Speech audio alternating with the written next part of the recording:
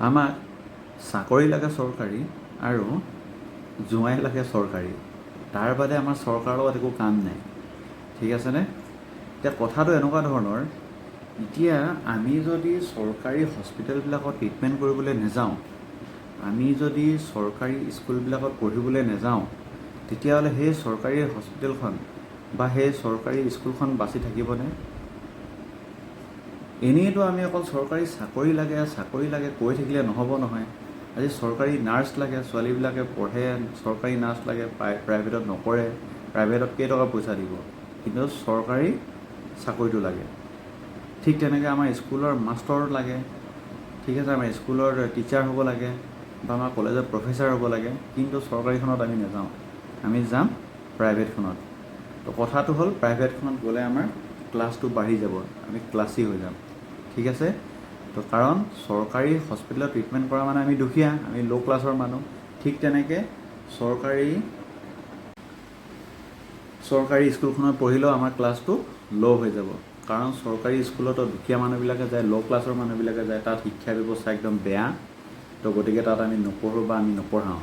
কথাটো হ'ল চৰকাৰী স্কুলবিলাকত পঢ়া শুনা বা শিক্ষা ব্যৱস্থাটো কেতিয়া ভাল হ'ব?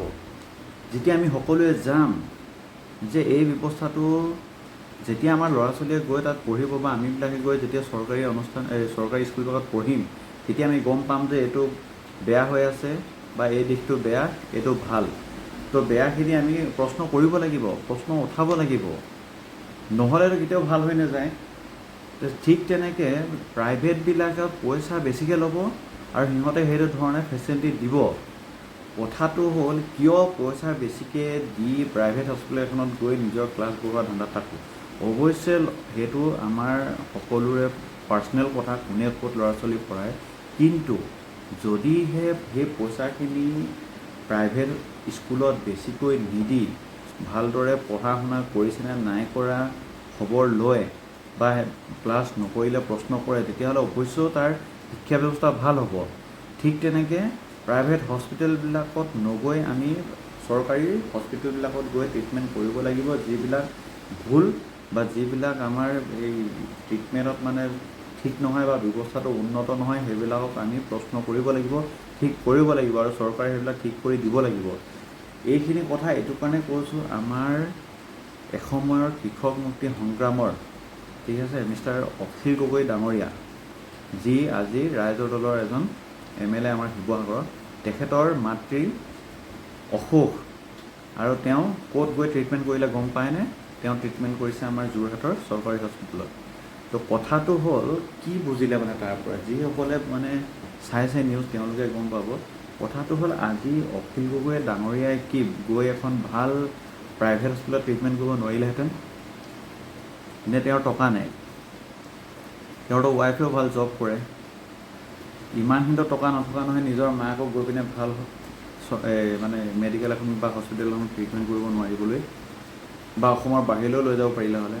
তো কথাটো হ'ল তেওঁ এইটো কাৰণেই গৈ আমাৰ যোৰহাটৰ এই চৰকাৰী হস্পিটেলত এইটো কাৰণেই ট্ৰিটমেণ্ট কৰিলে, কাৰণ তেওঁ সেই বস্তুখিনি শুধৰাব বিচাৰিছে বা তেওঁ এটা এক্সাম্পল ছেট কৰিলে, যিখিনিৰ পৰা মানুহে বুজিব লাগে বা শিকিব লাগে।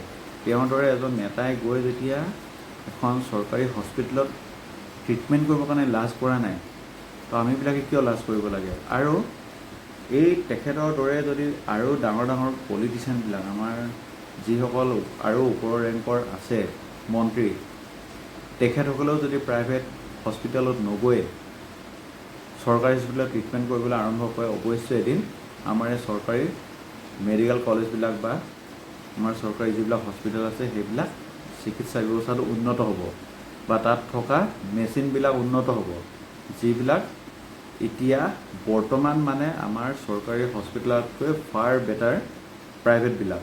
কিয়? কাৰণ তাত মানুহ বেছিকৈ যায়, তাত মানুহে বেছি ট্ৰিটমেণ্ট কৰি আছে আৰু সিহঁতৰ আৰ্নিং ভাল হৈছে কাৰণে সিহঁতে ভাল ব্যৱস্থা ৰাখিছে। ঠিক তেনেকৈ আমি প্ৰাইভেটবিলাকলৈও চৰকাৰীবিলাকলৈও যাব লাগিব, আৰু যদি কিবা বেয়া হৈছে আমি প্ৰশ্ন উঠাব লাগিব। আজি কথা এটা কৈছোঁ, চৰকাৰী চাকৰি লাগে কৰি থাকোঁতে আমাৰ জাগিৰোডৰ কাগজ কল গ'ল, নামৰূপৰ এতিয়া সাৰ কাৰখানাও গ'ল। এতিয়া গ'ল মানে কি আৰু অলপ আছে, এটা প্লান চলি আছে, সেইটোৰ জৰাজীৰ্ণ অৱস্থা কোনদিনা যাব ঠিকনা নাই। আন্দোলন কৰিয়ে আছে, কৰিয়ে থাকিব, এনেকৈ গুচি যাবগৈ, কিন্তু সেইবিলাক কেতিয়াও ঠিক নহয়। ঠিক তেনেকৈ এতিয়া লাষ্ট আৰু এটা আমাৰ আটাইতকৈ পুৰণি চৰকাৰী অনুষ্ঠান বা চৰকাৰী আৰু এটা প্ৰতিষ্ঠান আছে, সেইটো হ'ল আমাৰ ডিগবৈ তেল শোধনাগাৰটো, যিটো নেকি এতিয়া যাওঁ অৱস্থাতে আৰু। তো কথাটো হ'ল, আমি যদি এইবিলাক দিশত এতিয়াৰ পৰা যদি মন নিদিওঁ, অলৰেডি বহুত লেট হৈ গ'ল, এতিয়াও সময় আছে। কাৰণ 2000 এটা ৰেকৰ্ডৰ মতে মই চাইছিলোঁ, 2014-15 পৰা ধৰি 2024লৈকে মুঠতে 8,900 মানে 9,000 চৰকাৰী স্কুল বন্ধ হৈ গৈছে। তাত আৰু কিছুমান এইবিলাক মাৰ্জ কৰি দিয়া আছে ইখন সিখনৰ লগত। তো কথাটো হ'ল, সেই 9,000 স্কুল যেতিয়া বন্ধ কৰি দিছে, তাত এজনকেও যদি স্কুল টিচাৰ ধৰি লোৱা হ'লে 9,000জনক কাম শেষ। ঠিক আছে, তো চৰকাৰে ক'ৰ পৰা দিব চাকৰি? চৰকাৰে ক'ত পঢ়াবৰ কাৰণে স্কুলৰ ইণ্টাৰভিউ দি টিচাৰ ল'ব? আজিতো 9,000খন বন্ধ হৈ থাকিলে অলৰেডি। কাৰণ আমাৰ 90% অসমৰ 90% মানুহেই চৰকাৰী স্কুলত যোৱাৰ বিপৰীতে প্ৰাইভেট স্কুলত গৈ নিজৰ ল'ৰা ছোৱালীক পঢ়াই আছে। জাষ্ট বিকজ আমাৰ প্ৰাইভেট স্কুলবিলাকত শিক্ষা ব্যৱস্থা ভাল আৰু চৰকাৰী যিবিলাক আমাৰ স্কুল আছে তাত শিক্ষা ব্যৱস্থা বেয়া। তো চবেই সেইটো বুলি ভাবিয়ে বা আৰু কিছুমানে নিজৰ ক্লাছী মানে নিজৰ লেভেল পঢ়াবৰ কাৰণে গৈ নিজৰ টকা পইচা দেখাবলৈ গৈও প্ৰাইভেটলৈ যায়।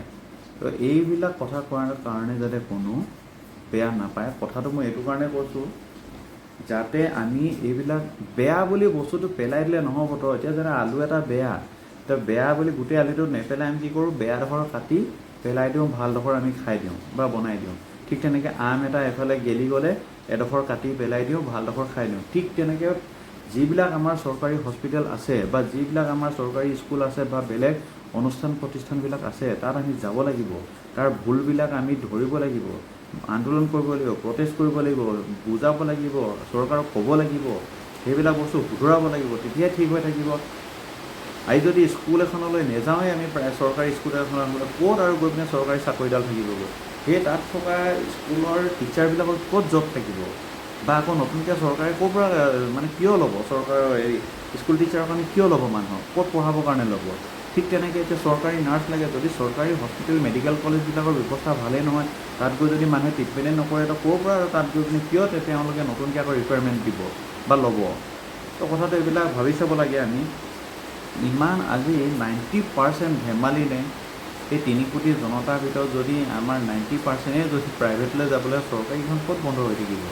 চৰকাৰ কোনে গৈ আছে? এতিয়া বাগানীয়া মানুহবিলাক গৈ আছে, আমাৰ গাঁৱৰ আমি সাধাৰণ দুখীয়া, আমাৰ দৰে দুখীয়া ঘৰৰ ল'ৰা ছোৱালীবিলাক গৈ আছে, যিবিলাকৰ মানে ঘৰৰ পৰা ধৰক স্কুল কলেজবিলাক অলপ নিয়াৰ বাই হয়, ওচৰতে হয়, যাতে চাইকেল এখনত বা খোজকাঢ়ি গৈ যাব পাৰে, তেওঁলোকে গৈছে। কিন্তু যিবিলাকে অকণমান মিডল ক্লাছ বা ক্লাছী মানুহবিলাকৰ কথা নকওঁৱেই আৰু, ভাল স্কুল এখনত বা ভাল হস্পিটেল এখনত গৈ পিনি ট্ৰিটমেণ্ট কৰিব বা ভাল স্কুল এখনত গৈ পঢ়াব, তো অৱশ্যে এইটো মেটাৰ কৰে, কাৰণ ফিউচাৰৰ কথা আহি পৰে। তো যদিহে এতিয়াই যদি এইবিলাক আমি মন নকৰোঁ এইবিলাক দিশত, তেন্তে কিন্তু ভৱিষ্যতলৈ গৈ চৰকাৰী স্কুল বা চৰকাৰী হস্পিটেলবিলাক নাথাকিবগৈ আৰু বাকী এইবিলাক যিবিলাক অনুষ্ঠান প্ৰতিষ্ঠান চব বন্ধ হ'বগৈ এটা টাইমত। আজিকালি চবতে প্ৰাইভেট ছেক্টৰ কৰি দিছে, লাহেকৈ গৈ পিনে চৰকাৰী চাকৰিয়ে অৱশেষত নাইকিয়া হৈ যাব। তো এইবিলাক বস্তু অকণমান মন কৰিবলগীয়া আমি, কাৰণ অকল চৰকাৰী কৈ থাকিলেও নহ'ব, সেইবিলাকৰ কাৰণে আমি নিজেও বহুত মানে দায়িত্ব ল'ব লাগিব। তো কথাটো হ'ল, চৰকাৰৰ যদি চৰকাৰেতো খুবেই ভাল পাব, প্ৰত্যেকখন চৰকাৰী স্কুল বন্ধ হৈ যাওক, হস্পিটেল বন্ধ হৈ যাওক, চৰকাৰেতো ভালেই পাব আৰু সেইটোৱে বিচাৰে। আৰু আমাৰ মানুহবিলাকে সেইবিলাক সুবিধা কৰি দিছোঁ আমি। আকৌ চৰকাৰী এতিয়া চাকৰি 2-3 বছৰত আৰু আশা নকৰিব আৰু, যিকেইদিন এতিয়া এইটোৱে লাষ্ট জেনেৰেশ্যন চাগে চৰকাৰী চাকৰি কৰি হোৱা, তাৰপিছতো লাহে আৰু চৰকাৰৰ একোৱেই নাথাকিব, মই এতিয়া যিমানখিনিলৈকে গম পাইছোঁ। কাৰণ এতিয়াতো প্ৰত্যেকেই গৈ আছে প্ৰাইভেট স্কুল, প্ৰাইভেট হস্পিটেল, ক'ত আৰু চৰকাৰী হস্পিটেলবিলাক বা আমাৰ চৰকাৰী স্কুলবিলাক থাকিবগৈ।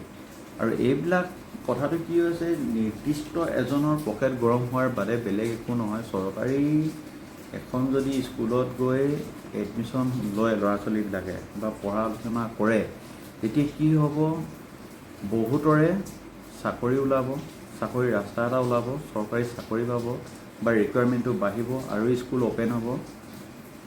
আৰু কথাটো হ'ল ধনীসকলে বা ধনী ব্যক্তিসকলে পাৰে, তেওঁলোকৰ আৰ্নিং বেছি, তো তেওঁৰ ল'ৰা ছোৱালী য'তে হ'লেও দিব। কিন্তু আমাৰ দৰে দুখীয়া ঘৰৰ ল'ৰা ছোৱালীবিলাকৰ এদিন কি হ'বগৈ? তেওঁলোকেতো এতিয়া দিন হাজিৰা কৰি থকা মানুহবিলাকৰ কি হ'ব? মানে তেওঁলোকৰ ল'ৰা ছোৱালীয়ে গৈ সেই এখন ক্লাছী প্ৰাইভেট স্কুলত গৈ কেনেধৰণে তেওঁলোকৰ ল'ৰা ছোৱালী পঢ়াব বা তেওঁলোকৰ লগত লেভেল মেটচ কৰিব? ইয়েৰলি যিবিলাক স্কুলত 5 লাখ 10 লাখ টকা ফিজ দিব লাগে, তো আমাৰ দৰে সাধাৰণ ল'ৰা ছোৱালী এটাই গৈ কেনেকৈ পঢ়িব সেইখন প্ৰাইভেট স্কুলত? তো কথাটো হ'ল সেইবিলাক হ'বলৈ গৈ আছে, অলৰেডি হৈ আছে। তো সেই এতিয়াও সময় আছে, সকলোৱে মিলি সেই বস্তুবিলাক ঠিক কৰোঁ। নহ'লে মানে গৈ লাষ্টত সকলোৱে সেই মাটি বাৰী বিকি, কিডনী বিকি নিজৰ ল'ৰা ছোৱালী পঢ়াব লাগিব প্ৰাইভেট স্কুলত। কাৰণ বেলেগতো আৰু উপায় নাই। দিনক দিনে এতিয়া চব মানে চৰকাৰী স্কুলবিলাক বন্ধ হৈ আছে আৰু হৈয়ে থাকিব। সেইটো কাৰণে প্ৰাইভেট হস্পিটেলত পঢ়াবৰ কাৰণে ৰেডি হৈ থাকক আৰু পইচা ভালদৰে গোটাই ৰাখক সকলোৱে। প্ৰাইভেট স্কুলত পঢ়িলে আমাৰ ল'ৰা ছোৱালীয়ে সলসলীয়াকৈ ইংলিছ ক'ব পাৰিব। প্ৰাইভেট স্কুলত পঢ়িলে আমাৰ ল'ৰা ছোৱালীয়ে ভাল জবৰ কাৰণে বা ভাল বিজনেছৰ কাৰণে লাইন পাব আৰু বহুত ধৰণৰ কথা। তো সেইটো কাৰণে মানুহে আজিকালি প্ৰাইভেট ছেক্টৰবিলাক ভাল পায়। তো কথাটো হ'ল যদি সকলোৰে বা কাৰোৰে একো আপত্তি নাই, দেন গুড।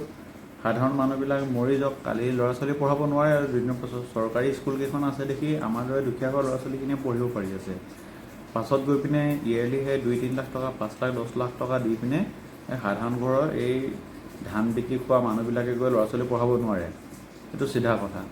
আৰু সেইবিলাক আৰু বেছি দিন নাই, হ'বলৈ গৈ আছে। বাকী মোৰ এই ভিডিঅ'টো বনোৱাৰ উদ্দেশ্যটো সেইটোৱে আছিল যে আজিকালি কি ধৰণে মানুহে চৰকাৰী চাকৰি বা চৰকাৰী প্ৰাইভেট মানে ছেক্টৰবিলাকত গুৰুত্ব দিয়া হৈছে। তো সেই বিষয়বিলাকৰ ওপৰতে এনেই ভিডিঅ'টো বনালোঁ। তো কথাটো হ'ল অকণমান চালি জাৰি চাওক। যদি এইখিনিতে কিবা ভুলকৈ ক'লোঁ, যদি ভুল হৈছে ক্ষমা কৰি দিব। বাকী ধন্যবাদ ভিডিঅ'টো চোৱাৰ বাবে।